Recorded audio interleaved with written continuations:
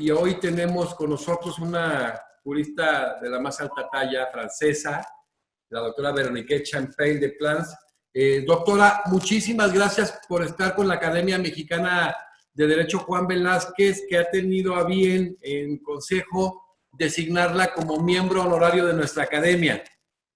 Muchísimas gracias. Y bueno, es un placer para mí de hacer la conferencia y de estar aquí a no sé cuántos kilómetros de distancia, pero...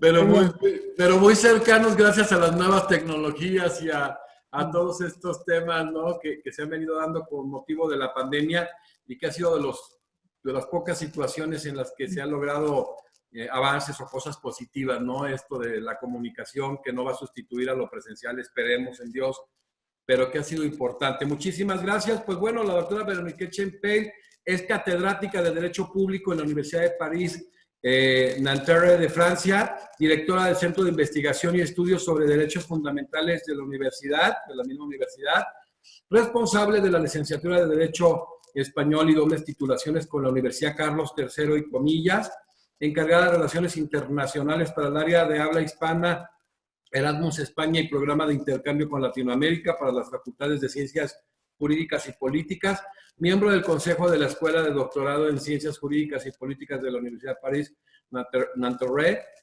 responsable de la Universidad de París, Nanterre, y miembro del Comité Científico de la Cátedra UNESCO Derechos Humanos, Violencia y Gobernanza, y miembro honorario de nuestra academia hoy en día. Pues doctora, vamos a tocar un tema muy interesante, las debilidades de la argumentación jurídica, ejemplos respecto a la interpretación y algunos argumentos jurídicos. Primeramente, reiterar en este homenaje al doctor Rodolfo Luis Rigo, tener a una jurista como usted es un gusto y un privilegio para México y para América Latina que nos están viendo. Y primero preguntarle, ¿cuál es la función de la lógica en el razonamiento jurídico? Es que, bueno, para mí como estoy en un grupo, ¿cómo decir? En un corriente académico que se llama los realistas de Nanterre, de la Escuela de Nanterre. Para nosotros, en la grande tradición de los realistas norteamericanos y escandinavos, la lógica es meramente una justificación del razonamiento. Es decir, que es muy importante conocer la lógica para la coherencia, el rigor del razonamiento, pero los jueces, los juristas que producen la ley o cualquier decisión judicial no usa realmente un razonamiento lógico, sino lo utiliza como una justificación, una apariencia de rigor y coherencia de su razonamiento. Entonces, para nosotros, los realistas, la lógica es una técnica de justificación de un razonamiento para que parece justo o con la doble sentido de justicia y de se dice en francés de justesse, es decir, de certidumbre. ¿El límite es la libertad del intérprete? Perdón. Si hay límites a la libertad Sí, bueno, todavía en la tradición realista, el que interpreta es libre, es decir, que las palabras, los términos que componen un enunciado no tienen un sentido previo que está vinculante para el intérprete. Es decir, que él puede finalmente jugar con las palabras y si le necesita para resolver un caso difícil, por ejemplo, puede interpretar de manera muy larga los sentidos. Entonces, las palabras por sí mismas no son vinculantes, no se impone el sentido, la significación, el significado no se impone al intérprete. Y él tiene una libertad de interpretación con en fin de la decisión. Pero se puede observar de manera empíricas que los jueces no hacen cualquier cosa, no están locos, no juegan todos los días con las palabras. Entonces, es decir, que tenemos que pensar a las límites de la interpretación. ¿Y cuáles son las límites? Entonces, si no son las palabras por sí mismas, se parece que hay otros factores, quizás externos, a los jueces, a las palabras, a los textos que se imponen, como que, por ejemplo, pueden ser límites convencionales. Es decir, que para que un juez no sea considerado como loco para los otros, tiene que concentrarse en un sentido común, un sentido convencional. Entonces, hay como códigos convencionales del lenguaje que se imponen para una razón de legitimidad, finalmente, de la decisión. También es posible que hay límites sistémicas. Es decir, que cuando un administrativo, un juez decide, hay superiores jerárquicos. O si es una Corte Suprema, es posible pensar que el poder político puede reaccionar para hacer como un contrapeso a la decisión de la Corte Suprema. Entonces, las autoridades de aplicación del derecho y de los textos jurídicos tienen que integrar la posibilidad de reacción o jurídica o jerarquía o política de otras autoridades normativas. Es eso que se puede llamar límites externas o sistémicas, porque vienen del sistema jurídico o del sistema político por sí mismo. Perfecto. ¿Existe diferencia entre el realismo norteamericano y el escandinavo? Sí. Es decir que, bueno, primero, el primer corriente de los realistas que se emergen fueron el de norteamericano, que fue meramente una reacción contra lo que se llamaba la mechanical jurisprudence, la jurisprudencia mecánica, si lo traduzco en la jurisprudencia mecánica. Sí. Y esta concepción de la decisión jurídica, la mechanical jurisprudence, era meramente basada en la idea que hay un texto, un precedente, y después se aplica de manera, con un silogismo, lógica, la decisión.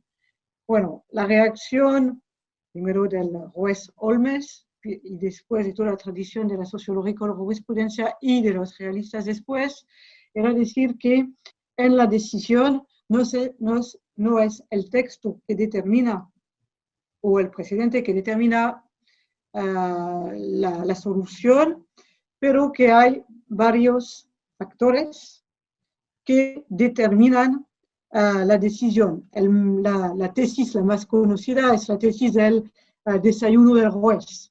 Es decir, que si el desayuno es bien, el juez va a ser muy amable, muy comprensivo y va a decidir de una manera que está más comprensible frente a el que va a ser acusado. Mientras que si el desayuno no es bueno, él va a ser en una muy mala disposición. Bueno, entonces el realismo norteamericano ha sociologizado,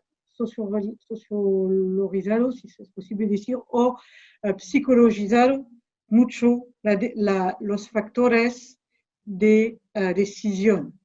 A ellos pensaban que los factores psicológicos o sociológicos o morales sobredeterminan la decisión.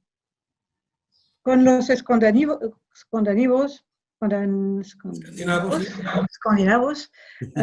hay como una reacción claro que a ellos también piensan que hay factores psicológicos, pero sobre todo en la obra de Alfrost, pensaba que se integra también otros factores internos al derecho, como la representación de un razonamiento jurídico o reintegra la representación de lo que Ross llama la ideología jurídica de los jueces. Es decir, que la psicología sola no explica todo, pero los jueces o la administración tienen una representación de las reglas jurídicas, del modo de funcionamiento del derecho, y también esta representación del derecho integra el procedimiento, el proceso de decisión. Entonces es como una mezcla de quizás la representación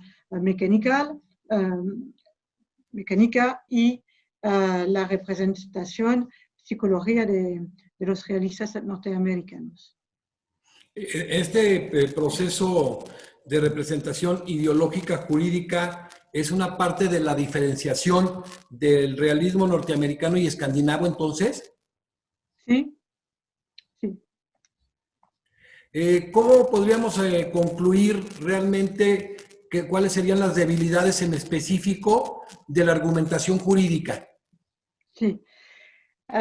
Se puede concluir que sea en la interpretación o en los argumentos, otros tipos de argumentos para justificar la interpretación o para justificar una decisión, en cada etapa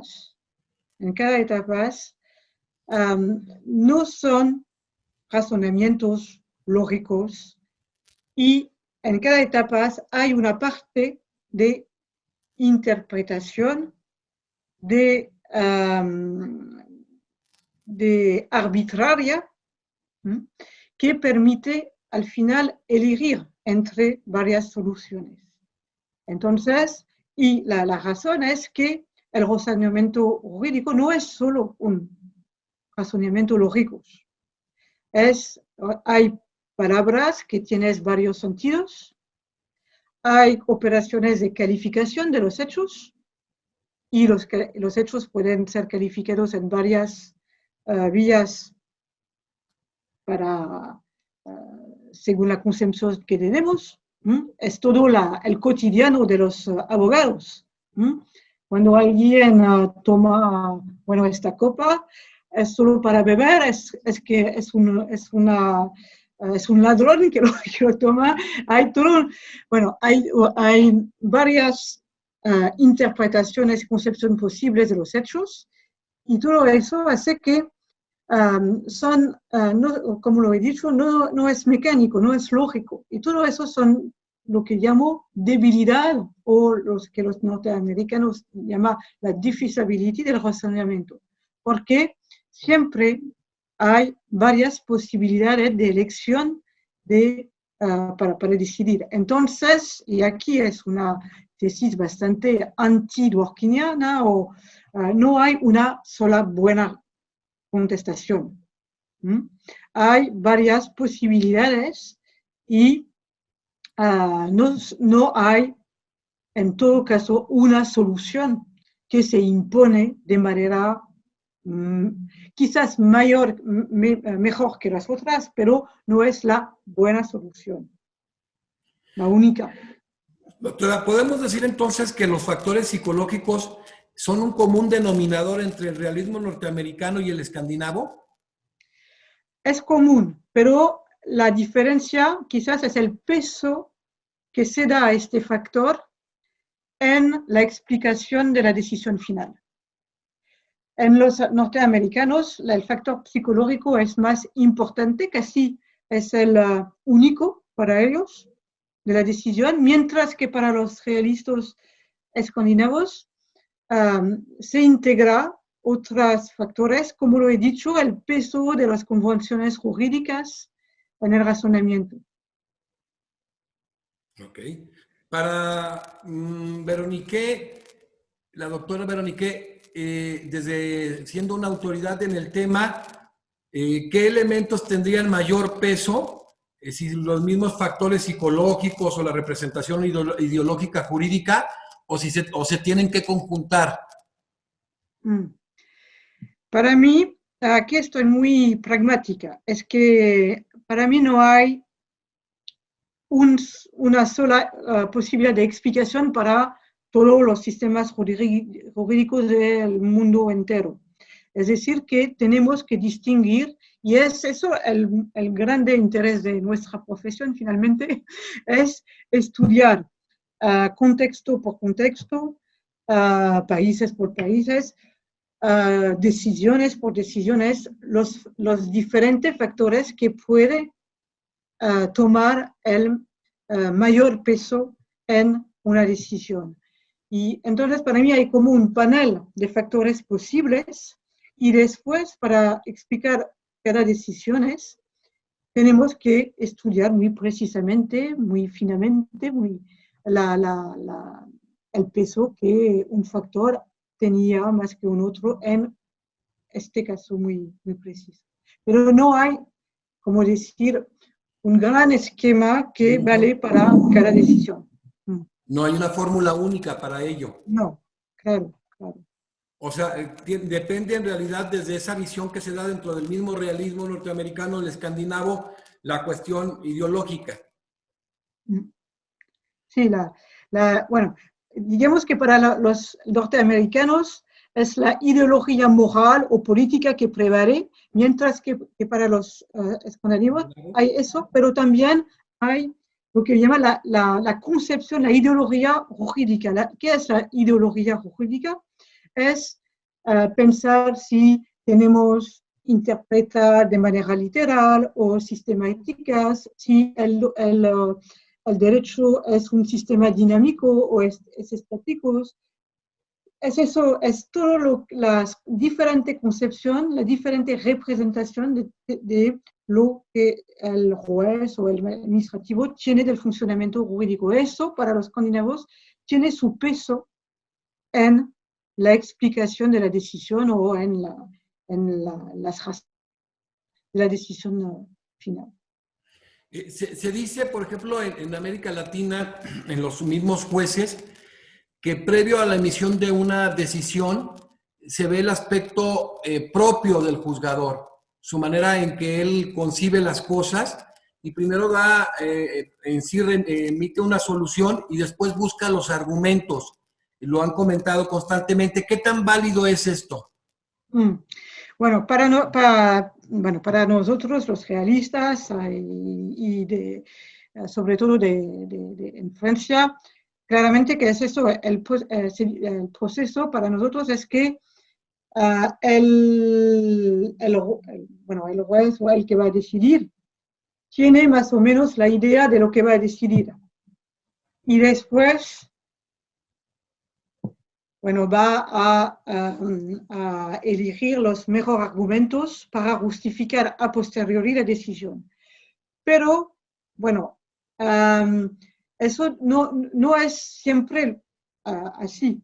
Es decir, que a veces el juez no sabe realmente lo que va a decidir, está pensando, va a argumentar con otros jueces,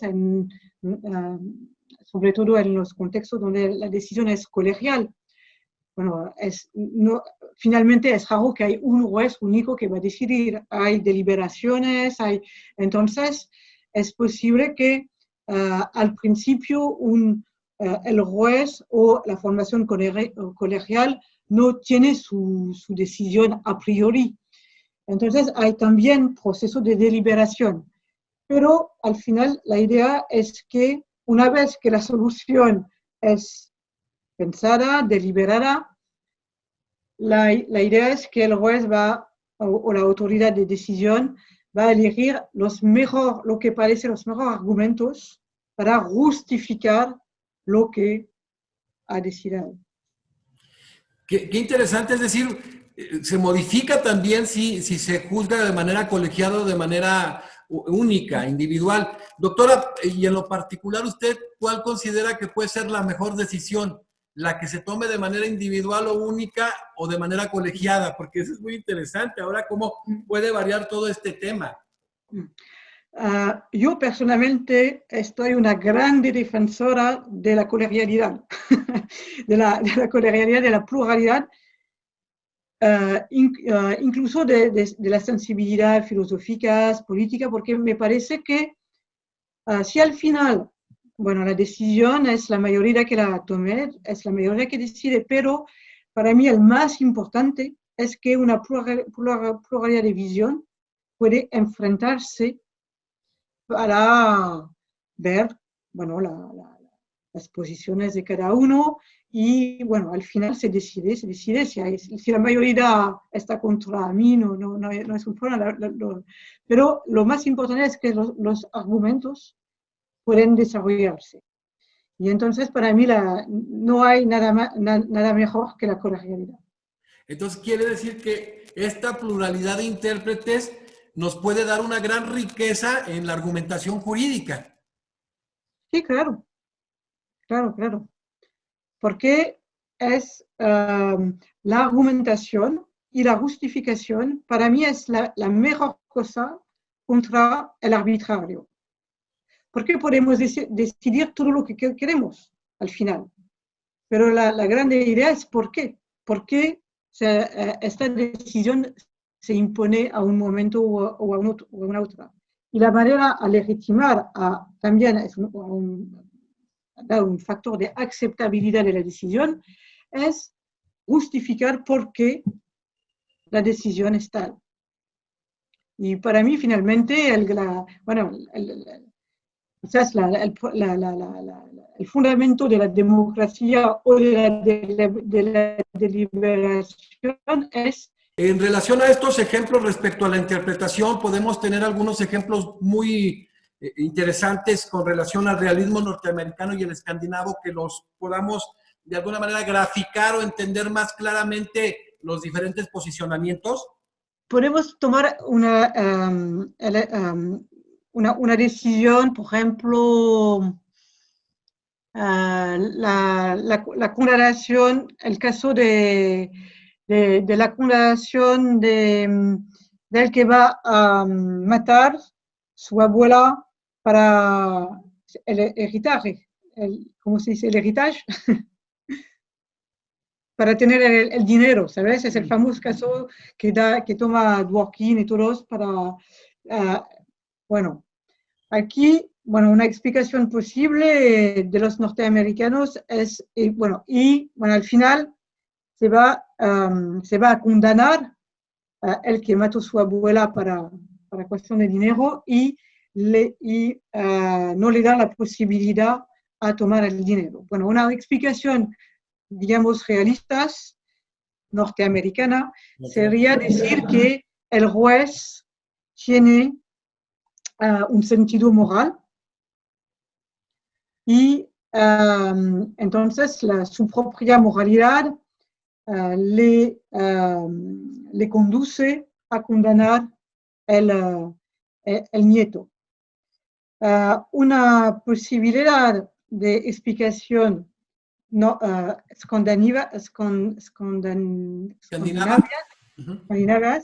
es decir, quizás hay el sentido moral del juez, pero también hay una interpretación del sistema jurídico que prohíbe este tipo de acción. Hay también la idea de coherencia respecto a las otras decisiones. Hay, bueno, este tipo de factores que están más vinculadas al funcionamiento habitual del sistema jurídico que se reintegran en la decisión. En esta explicación se podría decir, por ejemplo, que finalmente Dworkin también no piensa lo mismo, pero hay una grande diferencia entre Dworkin y el realismo de Escandinavia, es que para Dworkin toda esta representación del sistema jurídico se impone finalmente al juez. Es objetivos. Y entonces es vinculante para ellos. Mientras que para los escandinavos, finalmente es, bueno, no hay no es una obligación, no hay, es solo convencionalmente que se reintegra este tipo de factores. Es un parámetro, más no es vinculante totalmente, genera un aspecto discrecional. Exactamente. Excelente. Doctora, pues muchísimas gracias. Es interesante, bueno, que saber que este congreso se hace como reconocimiento a la trayectoria del doctor Rodolfo Luis Vigo y que de verdad una jurista como usted, de su talla, con su humildad, pueda participar con la Academia Mexicana de Derecho Juan Velázquez. Es muy importante y de verdad se le agradece. Yo creo que la trayectoria de Rodolfo Luis Vigo, pues es también una trayectoria que ha trascendido fronteras y es una persona que en América Latina y en el mundo es muy respetada. Doctora, para concluir en este sentido, bueno, dentro de todas las funciones que tiene usted, de todo este currículum tan vasto, ha tenido una vinculación muy importante con América Latina. En la encargada de Relaciones Internacionales para el área de habla hispana, Erasmus España y programa de intercambio con Latinoamérica para las facultades de ciencias jurídicas. Nos están viendo en toda América Latina. Me gustaría pedirle un poquito de información en relación a ese tema que usted lo tiene, sobre todo en cuestión de directriz. Sobre la relación con la... Sobre este programa que la encargada de Relaciones Internacionales en el intercambio con Latinoamérica. Sí, bueno, es que, bueno, ahora esta función en mi universidad se acabó porque ahora mismo estoy vicerrectora para la investigación. Pero, bueno, siempre tengo un ojo sobre, sobre lo que pasa y estoy todavía en la Cátedra UNESCO de Derechos Humanos, Violencia y Gobernanza. Y con la externado de Bogotá, con 3 universidades de Brasil y también Universidad de Europa. Pero sí, bueno, la relación que se ha iniciado es, bueno, tratar de hacer programas de intercambio entre los estudiantes, entre profesores también, y también tenemos, no sé si se conocen en México, pero tenemos un programa que se llama Prefalc en Francia, que son programas de formación e investigación al nivel de la maestría. Y entonces, bueno, lo he hecho eso con Bogotá, con la externado, pero también con el Perú. Y la idea aquí era, en el marco de la maestría de Derechos Humanos, dar posible, bueno, y se fue, el intercambio de profesores que se van a dar clases en las maestrías de los países con los cuales tenemos relación. Y bueno, y los estudiantes también, cada año había dos estudiantes que, bueno, se vayan en las otras universidades. Y bueno, es eso. ¿Y con México no está el programa con México? Bueno, no había programa formal. ¿Sí? No pero bueno, tengo relación con ¿La UNAM? la UNAM. Sí, qué importante, ¿no? Que se pudiera extender a varias universidades de México. Yo en lo personal, la segunda de mis hijos, Gema, estuvo en Francia como parte de la UNAM, en el Instituto de Ciencias Políticas, en Ciencias Po. Entonces sería muy interesante una universidad tan prestigiosa, precisamente como es París-Nanterre, que pues con otras muchas universidades de México se diera esa posibilidad de intercambio y más que pues puede estar ahí visoreado por una persona como usted, doctora. Con gusto. Es que tenemos también, tengo también muchísima relación con Sciences Po y la universidad también. Tenemos con Sciences Po un programa, si interesa a sus estudiantes doctorantes, un programa de semana intensiva, doctoral intensiva. ¿Sí? Y que se hace cada año al mes de junio. Y bueno, si les está interesada por participar, podemos pensar también puede ser, y también los profesores pueden venir. Bueno, este año va a ser con Zoom, Va a ser para ver con la academia. pero para empezar puede ser bien. Sí, pero sí sería interesante en la estructura de la Academia Mexicana, que también hay un gran vínculo con el grueso de las universidades de México, ver ese intercambio precisamente con la Universidad Paris-Nanterre a través de usted, que muchos deben estar interesados en este proceso de formación con una universidad tan prestigiosa como la Universidad de París. Vale. Vale la pena, querida doctora, muchísimas gracias. Yo creo que este congreso, ya hicimos uno de Derecho Comparado muy interesante en reconocimiento y homenaje a la trayectoria de Lucio Pegoraro, y ahora pues estamos haciendo este congreso tan importante con juristas de la más alta talla de Francia, de Italia, de España y del grueso materialmente de América Latina. Y pues quiero agradecerle esta importante participación, esta generación de un vínculo con una persona tan formada como es la doctora Véronique Champel, pero sobre todo también un gran ser humano. De verdad que para la Academia Mexicana de Derecho es un gusto tenerla hoy en día como miembro honorario de nuestra academia, la Academia Mexicana de Derecho Juan Velázquez. Le haremos llegar el nombramiento. Es un orgullo tenerla como un miembro honorario a la doctora Véronique. Gracias, doctora. Muchísimas gracias a ustedes.